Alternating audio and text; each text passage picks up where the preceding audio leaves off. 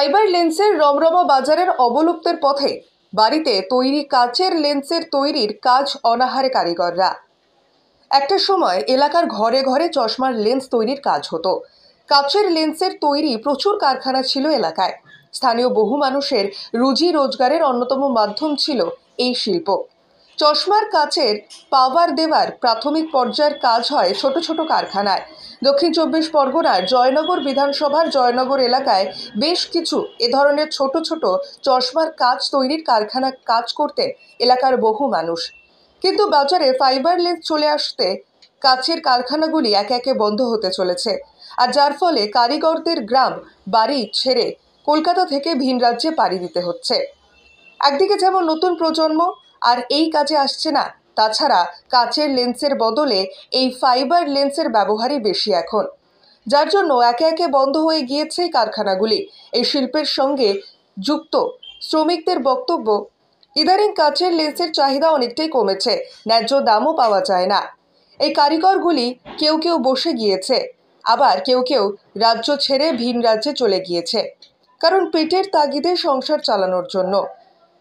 আর কোন দিন ফিরবে কিনা এই কাচের লেন্স তা জানে না, তাই বাধ্য হয়ে এই কারিগরগুলি নিজেদের হাতের কাজ শিখেও অন্য কাজে চলে যাচ্ছে।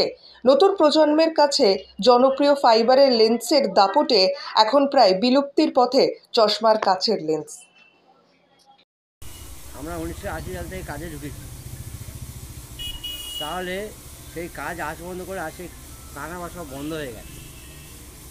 কোনো অর্থনীতির সাহায্য আমরা পাচ্ছি না, সরকার আমাদেরকে দেখছে না। তাহলে আমরা কী করে খাবো, কী করে চলবো? আমরা যে বেকার, তাহলে আপনিই বলুন বা আপনারাই বলুন, তাহলে আমি কী করে থাকতে পারি? কীভাবে বন্ধ হলো কেন? এখন চায়না যে লেন্স উঠেছে, এই চায়নার লেন্স ওঠার পরে আমাদের যে সিস্টেমগুলো ছিল, যে পুরো কারখানাটা টোটাল বন্ধ হয়ে গেছে, এসব চলছে না। কিন্তু চায়না ভালো নয়, তাহলে কী করবো আমরা? কত বছর ধরে কাজ করছে? আমি ঢুকেছি 80 সালে। এখন কি করছে? হ্যাঁ, বেকার, হ্যাঁ, কিছু নেই, কী করবো? সংসার চলছে কীভাবে? সংসার নিজের স্ত্রী কাজ করে কোনো রকম, ওইভাবে সংসার চলে। কি চাইছেন?